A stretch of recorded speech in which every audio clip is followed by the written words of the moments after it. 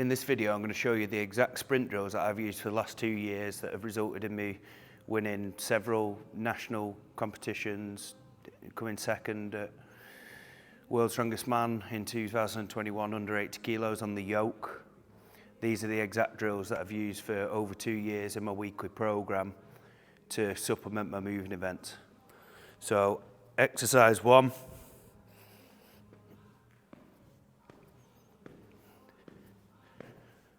So I'm just going for high knee walks with a focus on keeping my torso vertical and getting true hip flexion. When I first started off, I was twisting from side to side. My hips weren't as mobile as they are now. And then in terms of the feet, what I'm trying to do is I'm focusing on, I have a tendency to turn out with the feet. So what I really focus on is really planting the ball of my foot down.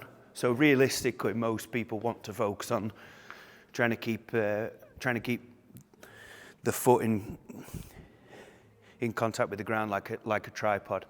So what I like to think of and what's worked well for me is I've gone from landing on my heels like that with every moving event and every sprint that I do to actually landing on the ball of my foot to absorb, and then heel coming down and then driving off like a tripod foot. So imagine the foot as a tripod.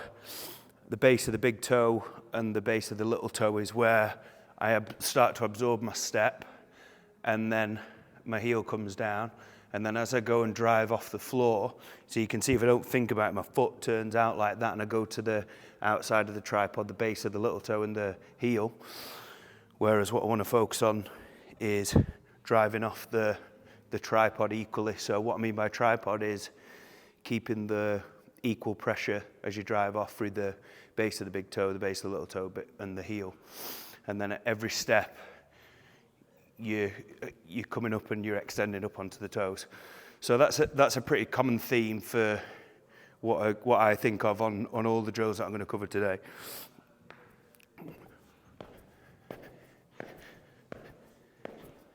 And then when I'm happy with how the hips and the lower body is moving, I'll bring in the upper body.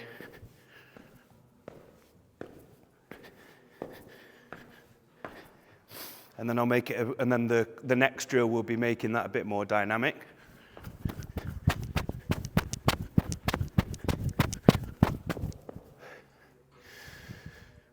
So what I usually do is I go for 10 meters. And I just do a 10-meter set that I'm really happy with, technically, on each of these 5 or 6 drills. I just do 10 meters there, a little rest, 10 meter back. So for me, it's something, when I started this, it was something that I wanted something working with the sprint coach that could plug into my weekly routine that I could stick to consistently, that wasn't going to steal much time from my recovery, wasn't going to steal much training time.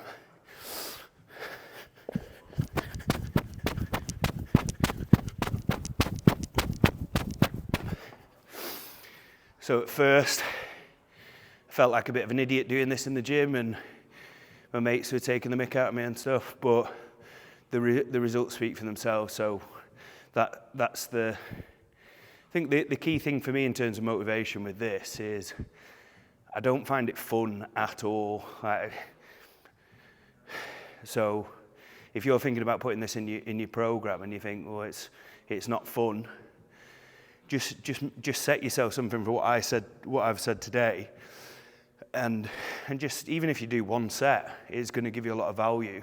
Even if you do like one set of each exercise and you just plug it in as 5 minutes per week, it's going to give you a lot of value for how much time committed. So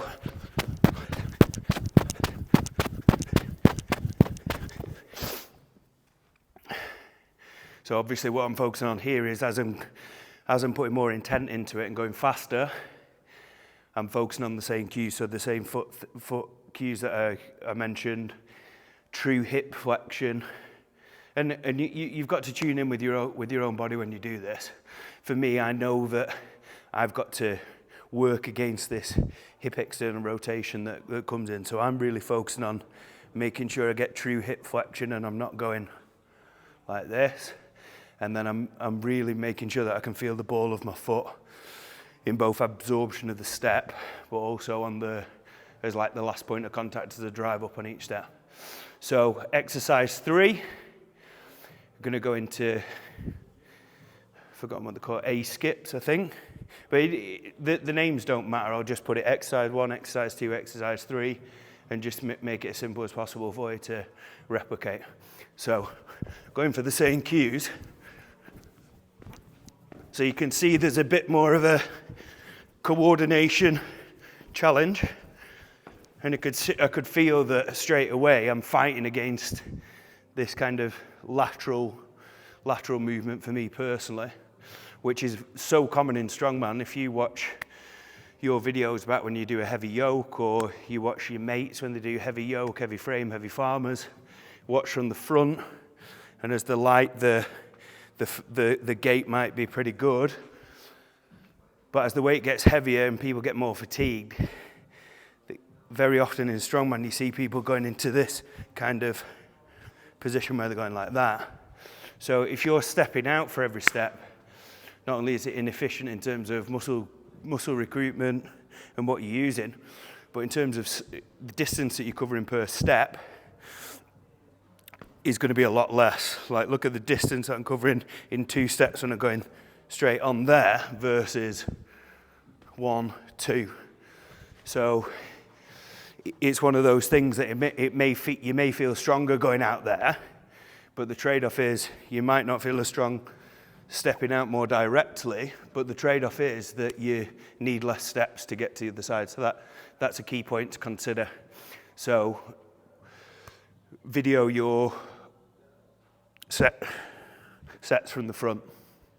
Exercise 4 that I do, this is the most challenging one, the one that I dread the most. So what I do here is focus on fully extending at the knee and the hips, and I really focus on just going like this. So a cue that the sprint coach has given me is to imagine you're trying to do like keepy uppies with a balloon. So what I felt in terms of benefit from, so this is a lot more difficult than it looks. So I feel a lot more elastic in my calf. So a common thing in strongman is you see people that they're really confident and really strong in using the quads and the glutes, because everything where you're doing squats and deadlifts where people are really strong, they're used to the quad and hip extension working at the same time.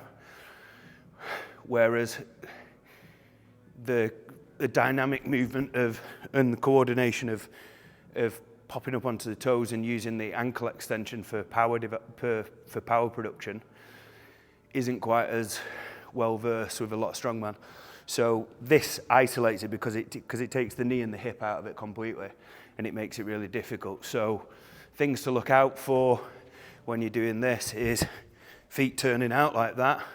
So again, I focus on the same cues of really focusing on feeling the big toe both in shock absorption, but also as a drive up per rep. So the progressions that I've got of this over time is changing the hand position, even going overhead, holding a stick. And benefits that I found on this, I particularly find this really beneficial in terms of recovery, because I feel that I used to suffer with like my ankle used to be from old injuries, from old football injuries.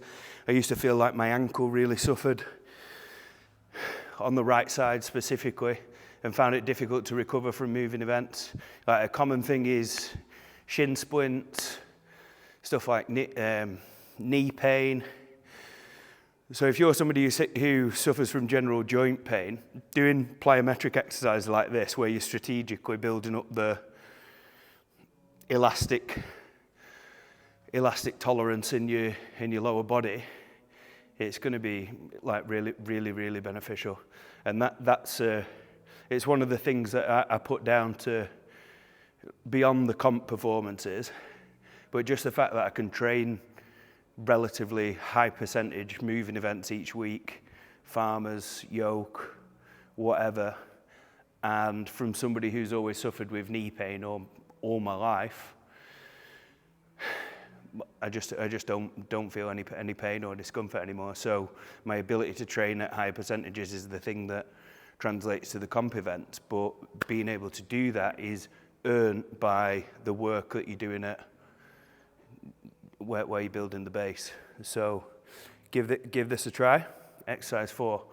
So exercise 5, the thing that I do is bound, which again I'm not great at even 2 years in. But the key thing is with all these exercises, remember it's you versus you. If a sprinter looks at the stuff that I'm doing, they're going to be appalled. It's not going to be great for somebody who's competing in sprinting. But the fact is I've got a lot better. I've got a lot more coordinated.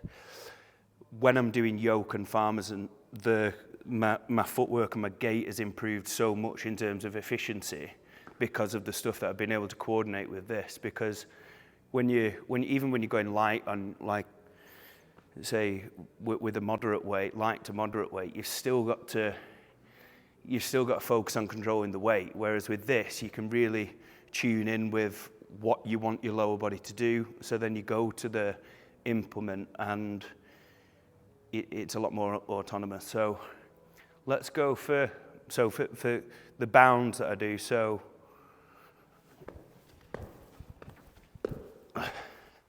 it's a thing that I do because I like measurability. I usually do 20 meters and try and get there in as few steps as possible to really focus on driving off on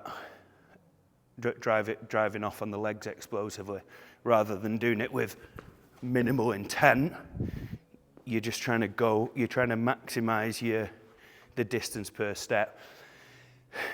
Again, this doesn't look very difficult, but this is extremely high impact on the joints, which is great if it's strategically built up, because it's going to be great for building that tissue tolerance in your tendons, your ligaments, your bones. But the impact it is, doing plyometric training like this, it is really impactful. So start off really low. Start off with low volume, low intent.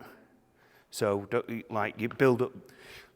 Don't be going max intent on each one, because you may be surprised at how difficult it feels and how difficult it might be to recover the next day. So as I would say, if you're going to give anything a go, always err on the side of caution and just go light and almost make it too easy. And then the following week, you've got something to progress from. You can add a set. You can add a little bit more effort per set and just get a few sessions under your belt. And remember, when you're doing stuff like this, it doesn't really matter what you do, like how fast you go to the other side, how many steps you get in, or the times that you get to the other side, because this is just assistance work. For what matters is that your yoke and your farmers and your sandbag carries are improving. So remember, with stuff like this, it's a contributor. It's not. It doesn't really matter how you're doing on it in itself, as long as you're improving. So, like anything, find a level that you can work at where you're getting a little bit of benefit, but make sure it's easy so then you can continually progress. So there are my 5 exercises that I put into my weekly routine. Usually takes less than 10 minutes. In terms of where you can put it in your program, in different phases. I've put it on after deadlifts at the start of my week. I've put it at the start of moving events, at the end of a week as like a warm-up. I've put it on an extra day as a rest day, as like an active recovery thing. So it's really flexible, and I highly recommend doing it, doing some form of sprint or plyometric training where you're strategically building up.